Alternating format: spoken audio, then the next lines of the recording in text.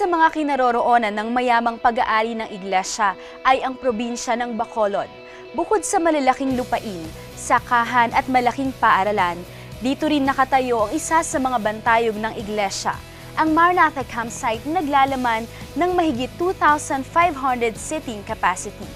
Kalakip ng mga temporal na pagpapala na ipinagkaloob ng Diyos sa dakong ito, ay dito rin matatagpuan ang masigla at sumasaganang paglilingkod ng ating mga kapatid na kamakailan lamang ay minsan pang pinagtibay sa ginanap na Visayas Camp 2011. Saksihan po natin ang mga naging kaganapan. Let the heavens shake and split the sky. Let the people clap their hands and cry. Di mahulugang karayom ang dami ng mga kapatid na nakiisa at pinagpala sa mga gawain at aktibidades na kanilang nasaksihan sa loob ng isang linggong pagtitipon.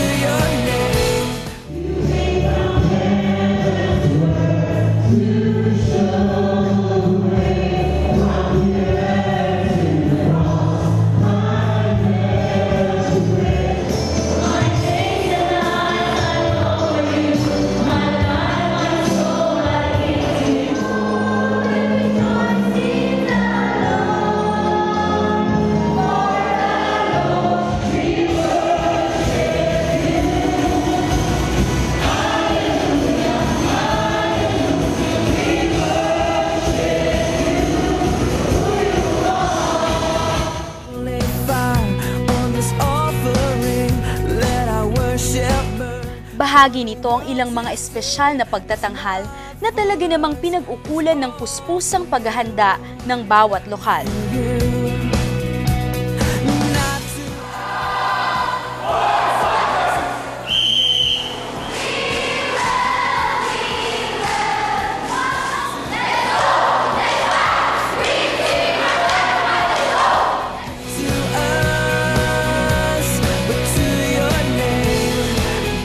Mababakas naman sa bawat isa ang lubos na kagalakan at pananabik sa mga bagong mukha at mga datihang kakilala na kanilang nakadaupang palad. Samantala, buong pagpapakumbabang tinanggap ng ating mga delegado ang mensahe ng salita ng Diyos na buong ningas na ibinahagi ng mga makapangyarihang manggagawa sa iglesia. Sa pangunguna ng sugong apostol sa kawakasan ng mga huling araw. Sapagkat ang mga ngaral ng totoo ay yung mga sinugo ng Diyos. At ang sabi mga kapatid sa Juan 3:34, walang gagawin ang mga sugo kundi ipangaral ang salita ng Diyos. That's the only thing they have.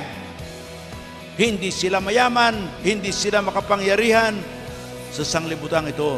Ngunit meron silang napakahalaga.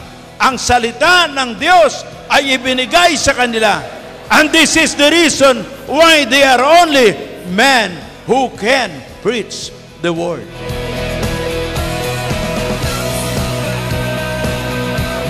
Sa pamamagitan nito, naging mabilis ang pagtugon ng maraming kabataan sa pagsuko ng kanilang sarili upang maging kaisa sa mga gagawa sa ubasan ng ating Panginoon.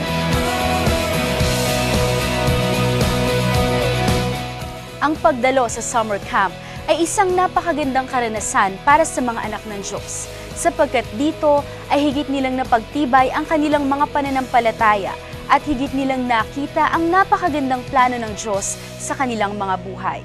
Yan po ang mga naging ulat sa nagdaang Visayas Camp 2011. Ako po si Charis Mendoza at ito po ang Church Update.